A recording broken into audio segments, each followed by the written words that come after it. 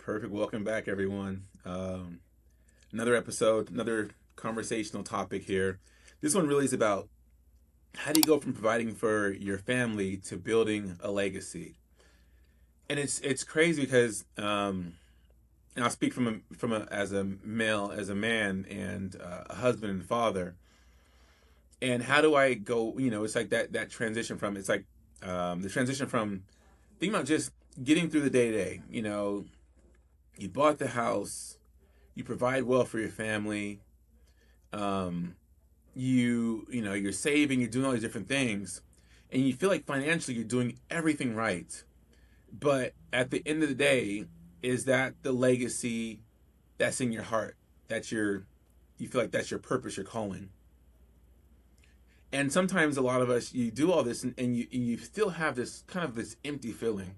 Um, I think that's where I was when I look at just my career. Now again, I love what I do. I love the financial planning side of it. I love the provision I've had for my family. I love what we are able to experience. However, if I reduce that to my legacy, I feel like I've fallen short.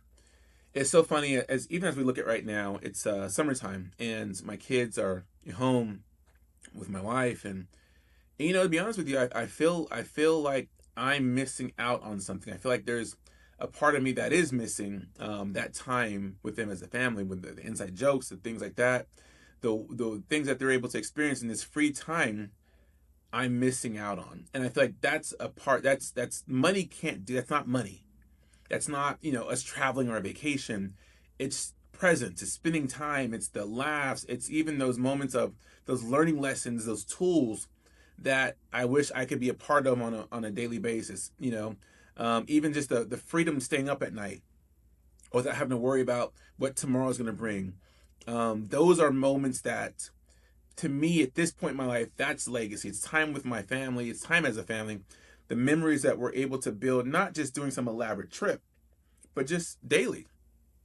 Um, Being able to, even talk to my son about responsibility and discipline, getting up in the morning time. I've been on this big kick this year about even health. From January 1 to now, I've been on this thing about I want to improve my health because the last 5 years have just been really just times of really difficult health for me. I've had 3 surgeries.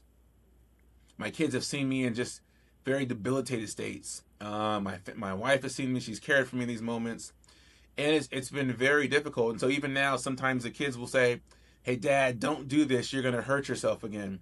And while it's all said in jest and jokingness, that affects me, because that's not who I want them to know me as. That's not what I want them to remember me as. And so we say, in my mind, I'm still 21 and invincible and everything else. But I mean, there's a difference of reality versus where I want to be in my life. And those are things when I think about legacy, that's what I want to, that's what I'm talking about right now. Having those conversations of money and savings, how to develop good financial habits, teaching them the art of working for what it is you want, working for your goals. It's not always given to you. We do a good enough job of giving stuff to them. But we also are now having more conversations, a lot more conversations about how to earn it, and how to live in your mistakes, live in the things you've done, being a person of your word. These are now conversations that are shifting from let's live life to now how do we build life. That's legacy. Even when it comes to your family, it's like what do you want to be remembered for? What do you want to have live longer than you do? When I built Resilient Wealth, well, my wife and I, when we established Resilient Wealth Management, it really was at a point in time in our lives where we had our kids. The business, it wasn't the business at that point. It was just, I have a good financial planning practice. But we had these conversations that were like, well, we have this. What do we want this to stand for? What do we want this to mean? What do we want this to be branded out in the community? And I remember we were driving to LA and we had a lot of conversations back and forth about what's important to us, what's in our heart. What is it that has stuck to us? Um, when you look at life in general, where is it that we felt like we just really, you know, the main lesson that we it's been repeated over and over and over, and again it just came down to being resilient. Um, when I left corporate America, this is right after we got married. When I left corporate America, Nicole and I were just trying to figure out our lives together. And I remember specifically, we were making that decision. I mean, the day before we made the decision, the car got repoed. Oh my goodness, we were behind on payments. Things were, again, just some of it bad decision making, some of it just the impact of just not having the resources. And I remember at that moment, I was like, you know what? I'm not going to do this. I'm not going to make the change. And Nicole was like, no, this is purpose. This is what God has called us to do. We're still going to move forward in this. And we did. And we trusted God. We trusted each other.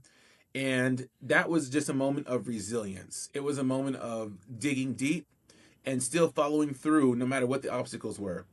And sure, you can argue, about the purpose of God and everything else, but we got ourselves in that situation. That was some bad decision making on our part of it. But at the end of it, God's so merciful that we were able to it didn't take us under, it didn't take us out.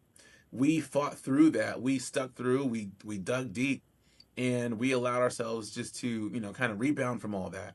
And we had some some blessings that came our way, some things that really, kind of really helped us out. But it was a moment of having to be resilient. That was an example of it. We asked ourselves too, just in life, what have we done even before we got married, before we even knew each other, and we both came with that term resilient. And so it really was just something that, when I look at resilient with management, this is bigger than me. It's bigger than my family. It's bigger than our lives. We want to empower. We want to just create a movement of empowerment, of of education, of this is a place where we're all going to make mistakes, make money mistakes, make personal mistakes, and it's going to impact us.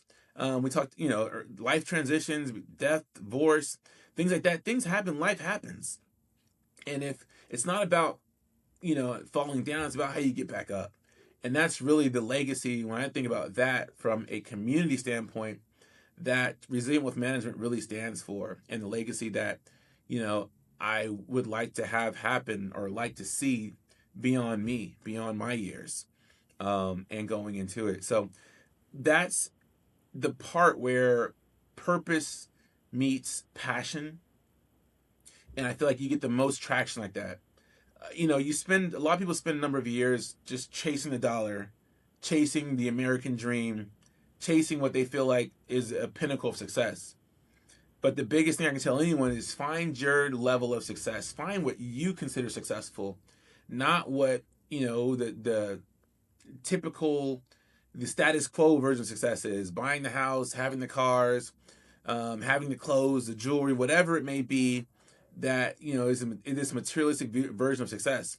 Find it personal to you that makes that you feel like is not just success, but something you want to see carried out and carried on, because nothing will drive you more than once your purpose meets your passion, and you will flourish from that point on, because that's a fuel that you can't be tired enough for, or that a fuel that being tired doesn't stop you. A fuel you're fueled on that. You'll fight through every tiredness. You'll fight through every obstacle. You'll fight through everything when that purpose meets your passion, and that's the legacy that you leave. That's what people will see, and they'll want to be a part of that vision and want to support you in your vision, because that's what makes community. At the end of the day, is we're not meant to do anything alone. And so when you can find people who believe in your vision, who want to support your vision, who want to be, we're all working together to uplift the community. That really is where, now we have a better place. Now we have a place we call, a home, and a place that we all built, and a place that we all have a piece of, a brick that we've all put in this to build this house together. So legacy, legacy, legacy. I know it's a Jay-Z lyric, but man, it really is heavy when you think about that. So leave you on these terms here. If you are already providing well. You're doing the what you feel is the status quo of success. And you got the home, you got the cars, you got the 401ks, the savings, the credit, everything else. Just but you're still feeling like this void. Something's feeling empty. Just I challenge you to dig deeper, um, to find out what your purpose is and where your passion lies, and to really go after that. Money will be all right. That's all. I can't take that away. It does provide a sense of peace and provides like a security. But you got to find that purpose and passion, and follow that. And we'll talk about this more throughout this series, but wanted to share that with you, about my personal life, and again, that fuel when your purpose meets your passion, it's unmatched, and I can't stress that enough. So anyway, hope this is helpful, and then we will talk back soon. All right.